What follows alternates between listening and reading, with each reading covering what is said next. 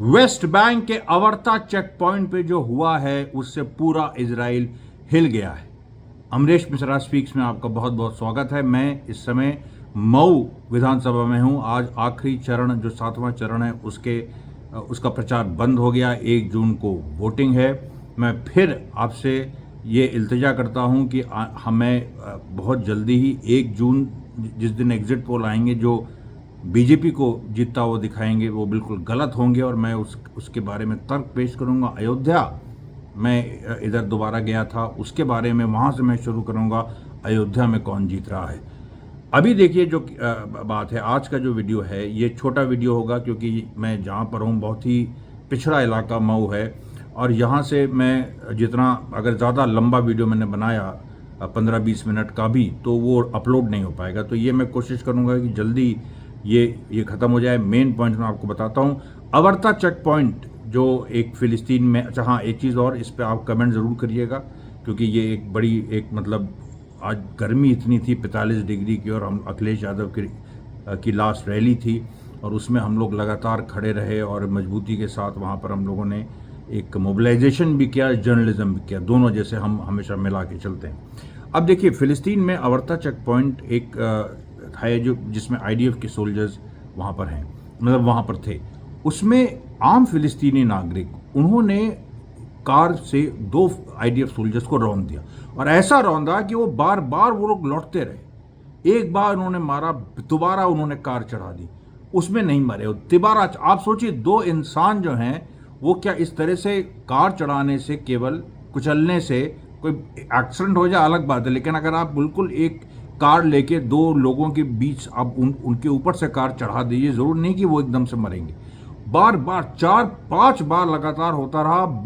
बगल में आईडीएफ के 6 सोल्जर लगातार खड़े होकर देखते रहे। उनकी हिम्मत नहीं हुई कि इंटरवीन कर सके। गोली नहीं चलाई उन्होंने, गोली चलाना उनके हाथ जम गए, गोली चलाने से डर गए वो। और वही बात आ जाती है जो कल मैंने आपसे कही थी, जो एक फ़िलिस्तीन लड़ाके ने इजराइल के 2004 में जो इजराइल के हेड ऑफ स्टाफ थे उनसे कही थी कि तुम्हारे सोल्जर्स जो हैं वो तो अपने लिए अपने सेल्फिश इंटरेस्ट में लड़ते हैं, हम लोग तो शहादत सीख करते हैं। तुम्हारी सेना में नेगेटिव ही नेगेटिव है, पॉजिटिव कोई है ही नहीं। वो बात आज साबित हो गई। देखिए अवर्ता चेक पॉइंट में जो हुआ कि लगातार आप मारते रहे 2 आईडीएफ सोल्जर्स को, बाकी सोल्जर्स के हाथ जम गए। ये लोग तभी कुछ कर सकते हैं जब इनके सामने औरतें और बच्चे दिखे। इनको मारने का बहुत मन करता है, लेकिन जब मर्दों से सामना होता है तो क्या हो जाता है तुम लोगों को, आईडीएफ के सोल्जर्स, क्या हो जाता है तुम लोगों को। और ये आप देखिए कि इसके बाद क्या हुआ। इसके बाद नाब्लस की जो ये घटना है, फिर ट्यूबस में तहसीर चेक पॉइंट में लगातार ये फिलिस्तीनी रेजिस्टेंस ने वहाँ पर हमला बोल दिया और हमला ऐसा बोला, 6 घंटे वहाँ गोली चली। उसमें आईडीएफ के सोल्जर्स को पीछे हटना पड़ा, 2 सोल्जर्स घायल हो गए हैं, 1 सोल्जर लापता है और यहाँ तक बात आ रही है कि हो सकता है उसको होस्टेज बना लिया हो। उसके बाद तीसरी बड़ी घटना तुलकरेम में, ये सब वेस्ट बैंक में हो रहा है। आज वेस्ट बैंक का दिन है। तुलकरेम में एक बेत हेफर सेटलमेंट है, इजरायली सेटलमेंट। कल मैंने खबर दी थी कि उस इजरायली सेटलमेंट पे फिलिस्तीनी रेजिस्टेंस ने एक ऑर्गेनाइज्ड हमला किया था, गोली चलाई थी। आज क्या हुआ, आज एक फिलिस्तीनी फाइटर उसमें इन्फिल्ट्रेट कर गया। एक इजरायली सोल्जर जो आईडीएफ का उस सेटलमेंट में रहता है बेत हेफर में, उसके घर में घुस गया। उसके घर में घुस के चुपचाप बैठा रहा, वेट करता रहा, लेकिन आईडीएफ सोल्जर उस समय आया नहीं और उसके औरतें और बच्चे थे और उन औरतों और बच्चों को वो होस्टेज बना सकता था, उन औरतों और बच्चों को वो मार सकता था। जो कि ये इस तरह का युद्ध है जिसमें आप देखिए कि क्योंकि युद्ध में उस तरह से नियम टूट जाते हैं और इजराइल ने तो युद्ध को एक फ्री फॉल बना दिया है कि मतलब इसमें आप कुछ भी कर सकते हैं। जिस तरीके से उसने पत्रकारों को मारा है, हॉस्पिटल कर्मियों को मारा है, उसने पूरा का पूरा फैमिलीज टारगेट करके मारी हैं, वाइप आउट कर दिया है। कुछ भी इसमें मतलब बड़े लेवल पे कोई भी चीज़ फिलिस्तीनी रेजिस्टेंस करे, कोई भी चीज़ वो जायज़ है। लेकिन वो जो फिलिस्तीनी फाइटर जिसने बेत हेफर सेटलमेंट को इन्फिल्ट्रेट किया था, जो इजरायली मेल सोल्जर के लिए वेट कर रहा था कि वो जब आएगा तो या तो उसको मारेंगे या होस्टेज ले लेंगे, उसने औरतों और बच्चों को हाथ नहीं लगाया, वहाँ से चला गया। उसका मिशन फेल हो गया, लेकिन इस फेलियर में उसकी विक्ट्री थी क्योंकि उसने एक पूरा संदेश दिया। उसके बाद बेत हेफर सेटलमेंट की मीटिंग हुई और वहाँ के इजरायली जो बड़े बुजुर्ग हैं उन्होंने ये फैसला लिया कि भाई ये जो हुआ है आज, इसमें हम फिलिस्तीनी रेजिस्टेंस के शुक्रगुजार हैं। नेतन्याहू सुन लो, इजरायली सेटलर्स कह रहे हैं कि हम फिलिस्तीनी रेजिस्टेंस को मान गए, हम कायल हैं। उनकी जो मानवता के प्रति उनका जो समर्पण है, उनका जो कमिटमेंट है, आईडीएफ सोल्जर्स के पास वो कमिटमेंट, वो समर्पण नहीं है। ये इजरायली सेटलमेंट के बुजुर्गों ने कहा है। इतनी बड़ी बात। और आपको बता दें उसके बाद क्या हुआ। अल खलील में फिर से मोलोटोव कॉकटेल्स लेके जो इजरायली स्टूडेंट्स हैं, जो इजरायली नागरिक हैं, वो लोग निकल आए और उन्होंने लगातार मारना शुरू कर दिया। उसके बाद आप देखिए जो ये जेरिको में इसी तरीके से मुठभेड़ हुई, बेथलेहम में उसी तरह से मुठभेड़ हुई। उसके बाद देखिए एक और बड़ी घटना ट्यूबस में हुई। ट्यूबस में, जो कि मैंने बताया कि तहसील चेक पॉइंट पे जो गोली चली, उसके बाद ट्यूबस में जनता सड़क पे निकल आई और जो फिलिस्तीनी रेजिस्टेंस की जो इंजीनियरिंग यूनिट है, जिसको इजराइल ये कह रहा था कि हम लोगों ने ख़त्म कर दिया है, वो उसने निकल के 4 बड़े एक्सप्लोजन्स किए वहाँ की आईडीएफ साइट पर। उस समय आईडीएफ के वहाँ पर 4 या 5 सोल्जर्स थे, वो अपना पोस्ट छोड़ के भाग गए। उनके पूरे जो उन्होंने वहाँ स्थापित किया था, अपना एक तरह से कमांड सेंटर स्थापित किया था, उसको उड़ा दिया। पूरा का पूरा कमांड सेंटर उड़ा दिया। ये जो देखिए लड़ाई हो रही है, ये एक एक बात की, एक एक छोटी छोटी चीज़ों की पे एक कहीं किसी कोई कसर नहीं छोड़ी जा रही। एक आदमी दिख जा रहा है, उस पर हमला हो रहा है। घर में घुस जा रहे हैं लोग, फिलिस्तीनी रेजिस्टेंस घर में घुस जा रहा है। आप देखिए, आपके सामने बेथफर की घटना है। उसके बाद देखिए इस तरह के कम से कम 4 और ऑपरेशन हुए हैं जिनके बारे में अभी रिपोर्ट नहीं आई। अब आप बताइए। अब देखिए, अब इसमें एक चीज़ मैं आपको बता दूं, हो सकता है ये वीडियो बीच में रुक जाए, तो उसको ये मत मानिएगा कि हमने रोक दिया। ये बीच में रुक सकता है, उसी को आप अंत मान लीजिए, क्योंकि दोबारा इसको अपलोड करना बड़ा मुश्किल है यहाँ से। अभी देखिए क्या है कि जो ईरान के सुप्रीम लीडर खमेनी साहब हैं, उन्होंने यूरोप के स्टूडेंट्स को चिट्ठी लिखी और उस चिट्ठी में उन्होंने पूरा इतिहास बताया। उन्होंने कहा कि इंग्लैंड और अमेरिका ने मिल के फिलिस्तीन को लूटा है, और अमेरिका के पहले इंग्लैंड ने फर्स्ट वर्ल्ड वॉर के बाद अरब से प्रॉमिस किया था कि ऑटोमन एम्पायर के खिलाफ रिवोल्ट करो तो हम तुम्हें एक अरब लैंड देंगे, लेकिन वो अपने शब्दों से मुकर गए। और उन्होंने हजारों आतंकवादी जो यूरोपियन आतंकवादी थे, उनको ट्रेन करके, जो ज़्यादातर जूइश थे और जो जायनिस्ट थे, जूइश भी नहीं थे, मतलब जूइश तो थे ही लेकिन जायनिस्ट थे। ये जूइश थे, धार्मिक जूइश नहीं थे, जायनिस्ट जूइश थे, जिनको कत्लेआम में मज़ा आता था। उनको उन्होंने भेजा कि वहाँ जाओ, फिलिस्तीनियों को बेदखल करो, उनको मारो, उनको काटो, उनकी ज़मीन पर कब्जा कर लो। ये खमेनी साहब ने जो स्टूडेंट्स अमेरिका के हैं प्रोटेस्ट कर रहे हैं, उनको चिट्ठी में लिखा, पूरा एक उनको एड्रेस किया। ये टेलीवाइज्ड भी था और ये उस तरीके से सारे कैंपसेस में भी गया है। और उसमें उन्होंने बताया कि वही भूमिका जो इंग्लैंड की थी वो अमेरिका ने ले ली, और अमेरिका उसी तरह के आतंकवादी काम कर रहा है। तुम लोग जो कर रहे हो, तुम लोग ने अमेरिका की गर्भ में घुस के तुम लोग ने मारा है। तुम लोग ने अमेरिका के, मतलब जो कि होता है कि जो इंपीरियल कोर है, जो इंपीरियलिस्ट कोर है, उसको तुमने चोट पहुंचाई है। इससे जो गाजा को मदद मिली है वो बहुत ही सराहनीय है। उन्होंने इस बात में को अमेरिकन जो स्टूडेंट्स हैं उनको उन्होंने एड्रेस किया, उनको उन्होंने इनकरेज किया। फिर सुनिए, यमन ने 6 जहाज एक के बाद एक मारे, और इतने भयंकर, और ये जो आज जो यमन का जो हमला था इतना एग्रेसिव था कि उसमें जो एक अमेरिकन जो एक कमांडर है, उसका बयान आया। उसने कहा कि we do not have the means to combat Yemen. American soldier कह रहा है कि हम लोग यमन से लड़ नहीं सकते, अमेरिकन कह रहे हैं। और वजह उसकी क्या? उसकी वजह यह है कि अमेरिकन पूरी तरह से अपनी ताकत वहाँ नहीं लगा रहे, क्योंकि वो जो एक घटना हो गई है जो आर्टिफिशियल हार्बर वाली, जिसमें हमास के फ्रॉगमैन ने एक पूरा आर्टिफिशियल हार्बर अलग करके, और फिर उसके बाद अमेरिका डर गया उससे कि साला हमास यहाँ अंदर से घुस के उसने इस तरह का काम कर दिया। और हम लोग के वहाँ पर हज़ारों सोल्जर्स, कहने के लिए हज़ारों सोल्जर्स हैं, कितने पता नहीं, और वो कुछ नहीं कर पाए।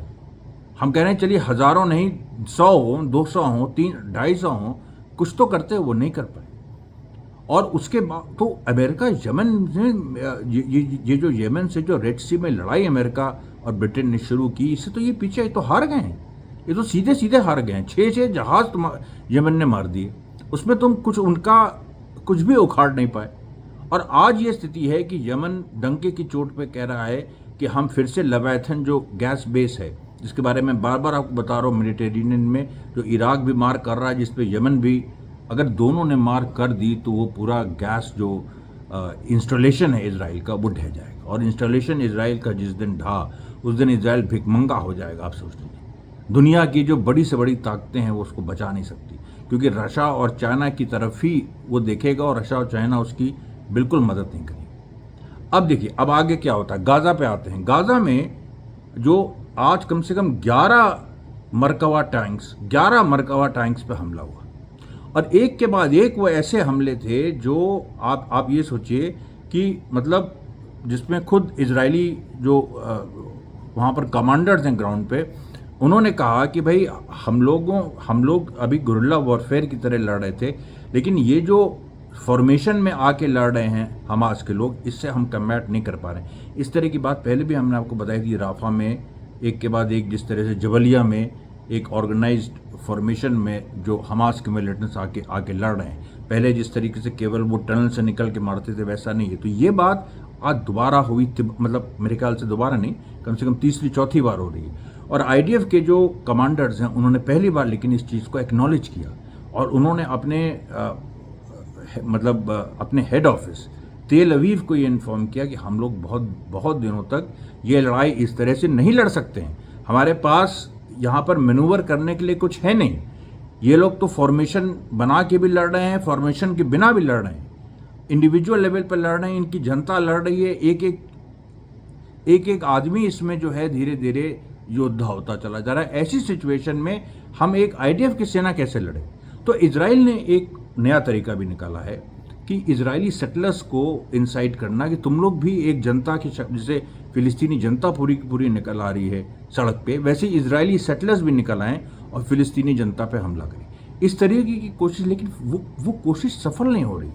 कई जगह ये कोशिश हुई, कई जगह फिलिस्तीनी सेटलमेंट्स में हमले भी हुए, कारें जलाई गई, उनके मवेशी जला दिए गए, उनमें कुछ हत्याएं भी हुई। मैंने आपको कुछ दिन पहले की बात है, 3 फिलिस्तीनी मारे भी गए। लेकिन जो जवाब उसका आया, उसका जवाब इतना खतरनाक था, जैसे बेत हेफर में जैसे हुआ कि मतलब आप सोचिए कि जो इजरायली जो सेटलर्स हैं उनका मोरल ही डाउन हो जा रहा है।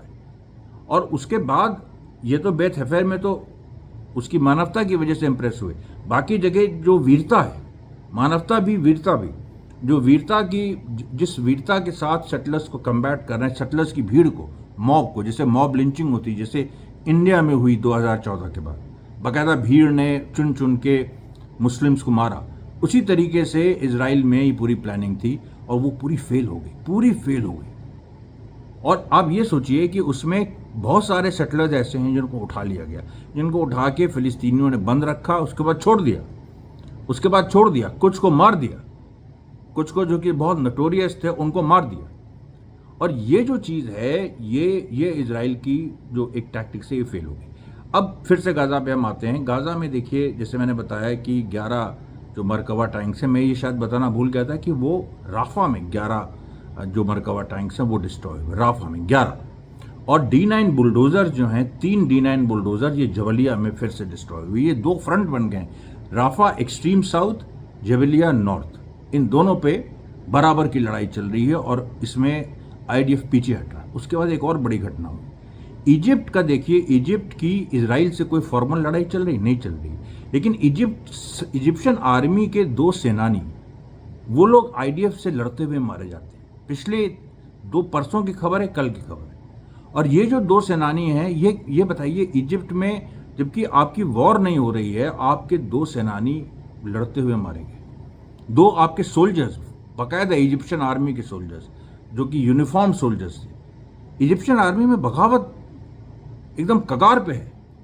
और जो वहाँ का प्रेसिडेंट है सीसी, जिसने मोर्सी को फांसी पे चढ़ाया था, उसकी हालत ख़राब है। उसने अभी अपनी सेना को एड्रेस किया है, ऐसी खबरें आ रही हैं कि अपनी सेना को एड्रेस किया और ये कहने की उसने कोशिश की है कि हम लोग देखिए,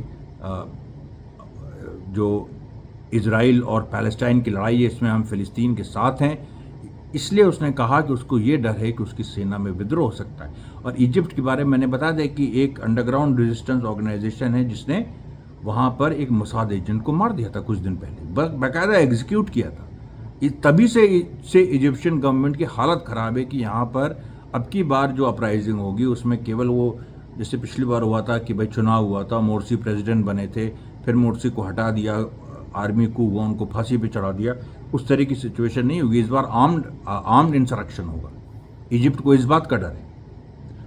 उसके बाद देखिए आगे बढ़िए, उसके बाद अमेरिका में जो निक हेली, जो अमेरिकन वॉर कैबिनेट के मतलब अमेरिकन प्रेसिडेंशियल कैबिनेट की हिस्सा रह चुकी हैं निक हेली, और शर्म मुझे आती कहने में कि भारतीय, उनका एक कनेक्शन है भारत से, उनकी माँ या उनके पिता बेसिकली भारतीय थे। वो निक हेली गई इजराइल, उन्होंने जो बम गाज़ा पे गिराए जाने वाले हैं अमेरिकन मेड बॉम्ब्स, उन पे लिख दिया फिनिश देम ऑल, मतलब सब सारे गाजन्स को मार दो। कितनी शर्मनाक बात है। और ये महिला है, इसने महिला होते हुए ये लिख दिया है कि महिलाओं और बच्चों को मारो। इसको इतना नहीं पता है कि क्या हो रहा है ग्राउंड पे। ये देखिए अमेरिका की दोहरा जो उसका चरित्र है ये फिर से सामने आ गया, रोज ये प्रूव हो रहा है।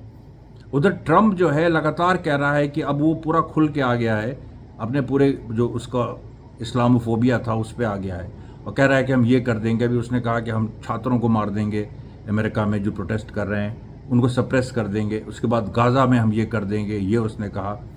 और बाइडेन जो है, जो अपने को डेमोक्रेट कहता है, वो कह रहा है कि भाई हम कुछ चीज़ों से सहमत नहीं है, लेकिन ब्रॉडली हम इजराइल के साथ हैं, इजराइल के खिलाफ हम कभी नहीं जा सकते हैं।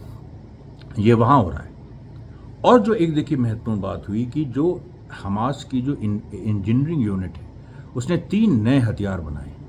ये जो 3 नए हथियार हैं, मैंने आपको बताया था जंपिंग एक्सप्लोजिव है कि एक टारगेट को मारने के बाद वो जंप करते हैं दूसरे टारगेट की तरफ। ये जो देखिए ये सब चीज़ें आम लोगों को जब हम बताते हैं, या जैसे मान लीजिए आप लोग तो समझदार हैं, जो वैसे मैं बताता हूँ, पढ़े लिखे, खासतौर पे जो पढ़े लिखे, बाहर से पढ़े लिखे, अमेरिका से पढ़े लिखे लोग, हिंदू, वो इस चीज़ को समझ ही नहीं पाते। वो कहते हैं जंपिंग एक्सप्लोजिव्स क्या होता है, क्योंकि उनको आइडिया नहीं है। उन्होंने मिलिट्री वॉरफेयर एक तो स्टडी नहीं की, दूसरा बेसिक, भाई बहुत सारे आप लोगों ने भी नहीं स्टडी की, लेकिन आप लोग समझ जाते हैं कि भाई हाँ ये चीज़ संभव है, क्योंकि कुछ असंभव चीज़ें हमास ने कर दिखाई हैं।